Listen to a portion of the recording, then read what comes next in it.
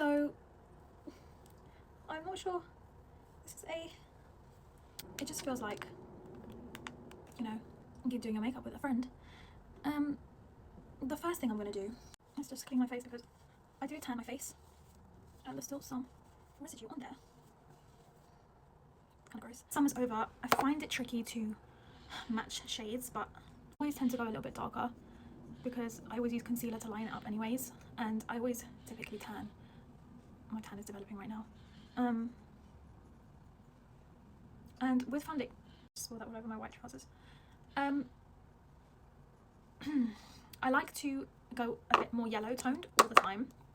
I have this one thing I hate. It is pink peachy undertones on foundation. I don't know why. It just makes me look like I have no coverage. I think it's because my skin is quite thin and my veins are very blue, and like it just does not look good. I need a very warm undertone. As well, I feel like it just complements the rest of my features, like my eyes. It brings out the colour when things are just a bit warm. I find that it makes it easier to build up your bronzer on a warmer base.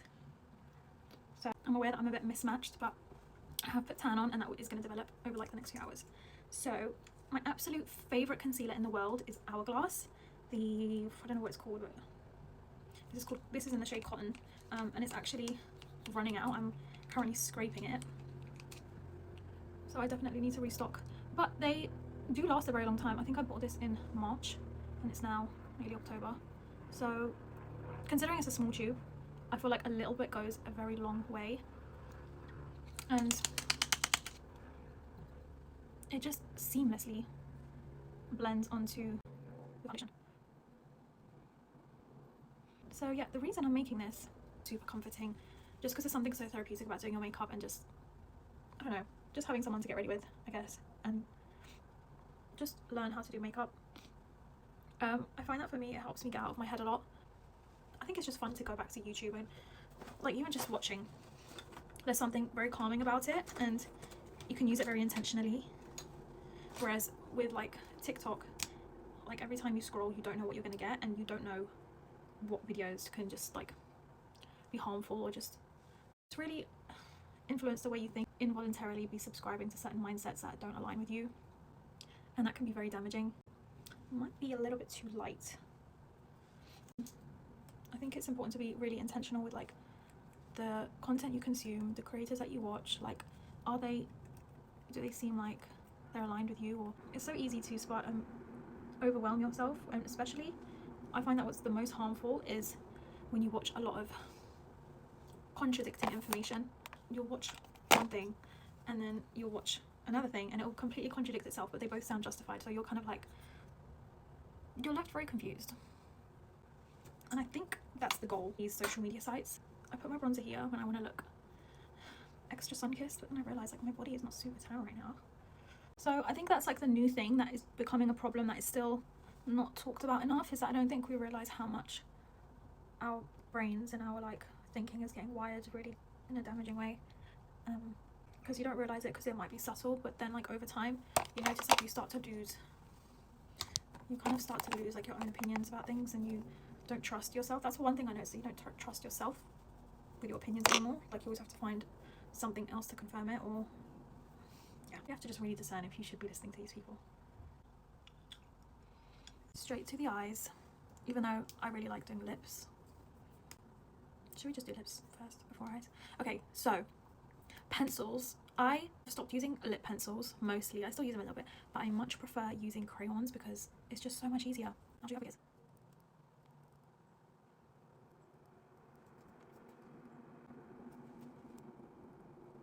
Oh, maybe that's how you were supposed to do it. I was looking like a kid on the playground before. That looks a lot more decent. So as I was saying, with the crayon, you don't have to be as precise. You don't have to sharpen it. You don't have to like smudge the line. It's already pretty like creamy and blended.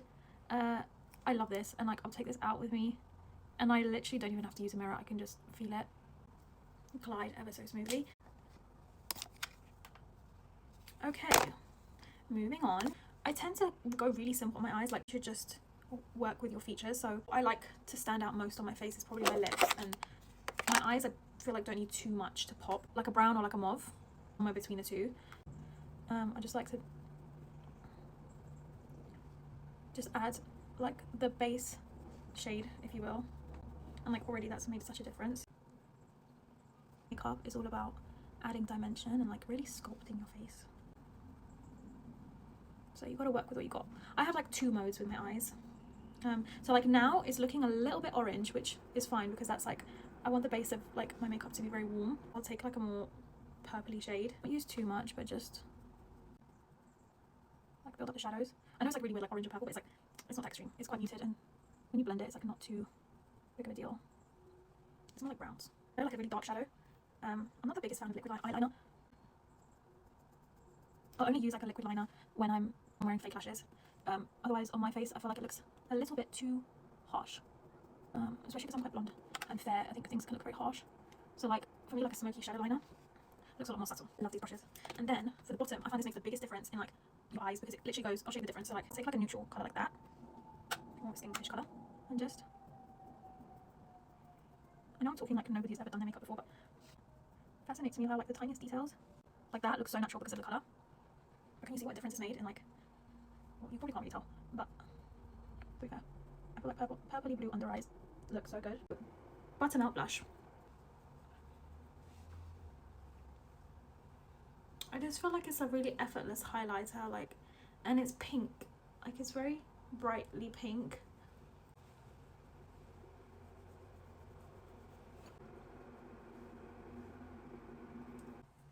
I like to be super bronzy as well, and I know I should have probably done it before the blush, but again, I don't really do things in order. I went on a bit of like a drugstore spree recently, and I just got excited by how cheap everything was, because I usually buy like NARS, just like more expensive brands, and then I was like, do you know what, I think this stuff is just as good. And it really is. Like, if anything, it feels a lot more low maintenance, and like you can definitely get away with. It's just my foundation. I always get NARS concealer, but like these brands are still definitely deserve the hype.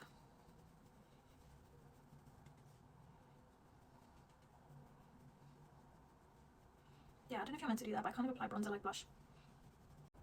And now for the best part, like the reward of like growing out your lashes. Actually, I have some mascara on right now, so it might not be as satisfying to mascara them, but castor oil, don't underestimate how much it can grow lashes. Yeah, because I have 2. This one's the newer one because it feels heavier. Is the benefit they're real? No, sorry, scratch that. Bad girl bang is honestly like gives them such a lift. Bear in mind I already had some leftover mascara on, so they were like a little bit clumpy. Serious.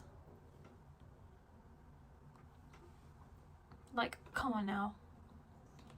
Like, come on now. So, what other mascaras are worth the hype? I kind of like this one. Well, no, I love this one. I guess the Maybelline Sensation is great as well. The pink one, like the pink silvery one. I don't know what's going on there. But yeah, if you can, like, I recommend like looking after your lashes, growing them out, and mascara will just be the best experience ever. Always put a little bit on the bottom, not too much, because sometimes it can make my eyes look scary, and then I don't like it, and then I can't take it off, and then it just ruins everything. Not to be dramatic, sometimes that can be too much. So we established I love using the crayon. These are the pencils I would use. So we have NYX. This is Toulouse. Yeah, soft spoken as well. I prefer pink and purpley lip colors more than, like, this one's a bit more like orange. This one is number 20. I seem to have like sharpened the name off, but this is more like brown. I'd say it's more like, actually this would kind of suit. It just adds a bit more dimension. But yeah, this is kind of like everyday makeup. Actually, a bit more than everyday. It's a little bit more dramatic on the eyes. I typically would just do mascara.